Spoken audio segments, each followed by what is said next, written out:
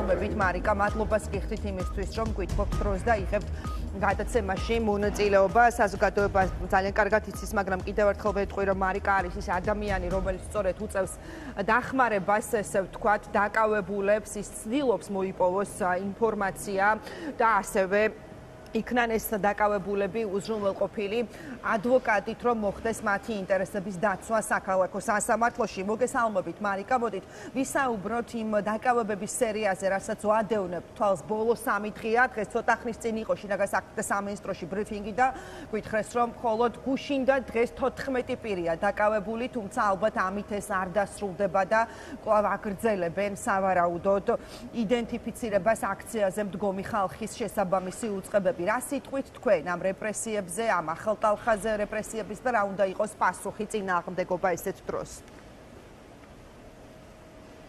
მოგესალმებით ანდუნა, პირველ რიგში მადლობა მოწვევისთვის. რაც მნიშვნელოვანია აღნიშნული დაკავებებით რეჟიმი აჩვენებს მის სისუსტეს, მის პოზიციას, ბოდიში ხმა მიბრუნდება უკან. კი ბატონო, ვეცდებით ამ მის გასწორებას ტექნიკურად, მარიკა თუ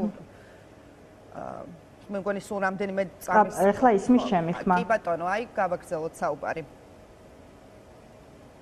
კი ბატონო, ესე იგი პირველ რიგში ამ დაკავებებით რეჟიმი აჩვენებს სწორედ მის სისუსტეს, რადგან ის ხედავს, რომ ადამიანების პროტესტს ვერ უხერხებს ვერაფერს და ადამიანების პროტესტი არის ის, რაც მის ლეგიტიმაციას პირდაპირ არტყავს, ხო? იმიტომ რომ რაც ეხლა სურს რეჟიმს არის ნორმალიზება პროცესების და ლეგიტიმაციის მიღება, რასაც ვერ აღწევს, იმიტომ რომ ქვეყნის შიგნით არის ათასობით, 10,000-ობით, 100,000-ობით ადამიანი, რომელიც მას არ აძლევს ამ ლეგიტიმაციას, იმიტომ რომ მისი არჩეული არ ყოფილა რეჟიმი, მისი არჩეული არ ყოფილა ოცნება და მოხდა ამ ოცნების მხრიდან ძალაუფლების მიტაცება. ხალხს კი სურს დემოკრატიის დაბრუნება ამ ქვეყანაში და დემოკრატიულ კურსზე, ასე ვთქვათ, ქვეყნის დაბრუნება. შესაბამისად არ ანიჭებს მას ლეგიტიმაციას და შიგნით, როდესაც ამხელა პროტესტი არის, ამ პროტესტის პარალელურად, რა თქმა უნდა, ვერ პოულობს ოცნება და მისი რეჟიმი საერთაშორისო აღიარებას, რაც არის მისთვის ძალიან მტკივნეული, იმიტომ რომ ამას მოყვება სანქციები, სანქციებს აქვს თავისი მსუსხავი ეფექტი, რომელსაც ამ ეტაპზე ხმამაღლა ესე არ აღიარებს რეჟიმი, ასე ვთქვათ, პირდაპირ, თუმცა რა თქმა უნდა, მას ეს ეხება და მისთვის ეს არის მტკივნეული, ეხება მის ფინანსებს პირველ რიგში და მის ძალაუფლებას, რომელიც მას რეალურად გააჩნია მხოლოდ და მხოლოდ საქართველოში კონკრეტულ ინსტიტუციებთან მიმართებით, ვინაიდან ხალხი მას არ ემორჩილება. ჩვენ თვეების განმავლობაში განსაკუთრებულად ვხედავთ რეპრესიების ახალ და ახალ ფორმებს და განსაკუთრებით ბოლო ცვლილებები, ეგრეთ წოდებული ცვლილებები, რომელიც ადმინისტრაციულ სამართალდარღვევათა კოდექსში და სისხლის სამართლის კოდექსში შეიტანეს, ეს კიდევ უფრო ამძიმებს სწორედ მის მდგომარეობას, იმიტომ რომ ეს საერთაშორისო ცივილურ სამყაროსაც აჩვენებს იმას, რომ ქვეყანაში რეალურად არის რეპრესია ქვეყანაში დევნიან ადამიანებს აზრის გამოხატვის გამო.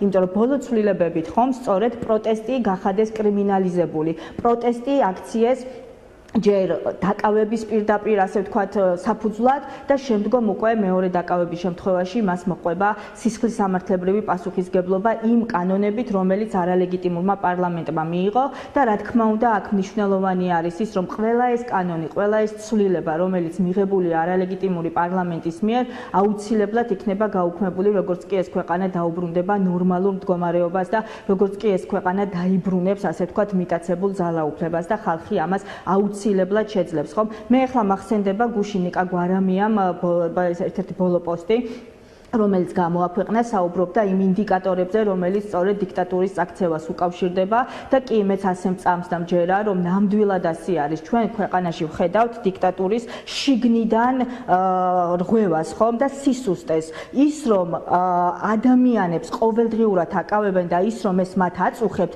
ამას აჩვენებს თუნდაც ის ბრიფინგები, რომელსაც ასე შეწუხებული სახეებით გამოდიან და საუბრობენ, ხომ?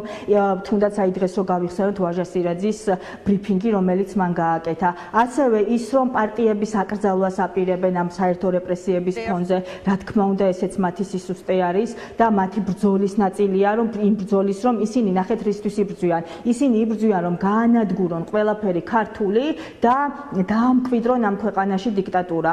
ჩვენ და ხალხი რისთვის იბრძვის? ქუჩებში რატომ დგანან ეს ადამიანები? იმიტომ, რომ ამ ქვეყანაში დაბრუნდეს ადამიანის უფლებები, ეს ქვეყანა დაბრუნდეს დემოკრატიულ ჩარჩოში და მოვახდინოთ ცივილური განვითარება, ხო? ჩვენ უკვე ამ ახალ-ახალი რეფორმებით, აი თან ჩვენ ანუ თვალს ვინც ადევნებს და ვისაც შეუძლია ასე ვთქვათ, მათ შორის ინტერნეტის მეშვეობით მოიძიოს სრულფასოვნად ინფორმაცია, დაინახავს, რომ ერთ-ერთი ხდება ოღონდ ძალიან სწრაფი ტემპით იმ ნაბიჯების გადადგმა, რასაც პუტინის რუსეთში ჰქონდა ადგილი და დღემდე მიდის, ასე ვთქვათ, იქ ამ ასე ვთქვათ, დიქტატურის არსებობა. თუმცა რეჟიმს ავიწყდება, რომ ეს არის საქართველო, რეჟიმს ავიწყდება, რომ აქ ადამიანის უფლებების დაცვის ლოზუნგით მოსულ რეჟიმს ავიწყდება, რომ არავინ მისცემს მას ამ ადამიანის უფლებების, არავინ აპატიებს, უბრალოდ ადამიანის უფლებების ასე მასიურ რღვევას. კი, და ანუ აი დაუბრუნდებით აკავებებს თუ შეიძლება. ძალიან მოკლედ 60-მდე ადამიანი არის სისხლის სამართლის წესით დაკავებული და 24-26 მე მგონი 30-მდე ადამიანი ადმინისტრაციული წესით. რა თქმა უნდა, ყველა მათგანის გვერდით ვიქნებით, არა მხოლოდ მე შენ დასაწყისშიც აღნიშნე, კიდევ ბევრი სხვა ადამიანი და ორგანიზაცია ჩართული ამ პროცესში, მაგრამ მათ შორის ჩვენც და დაგვიკავშირდნენ ახალის ხელხაზე აბსოლუტურად ყველა ადამიანის გვერდით ვიქნებით, ვისაც გავწვდებით და დარწმუნებული ვარ, რომ ყველას გავწვდებით. მადლობა. კი ბატონო, ძალიან დიდი მადლობა.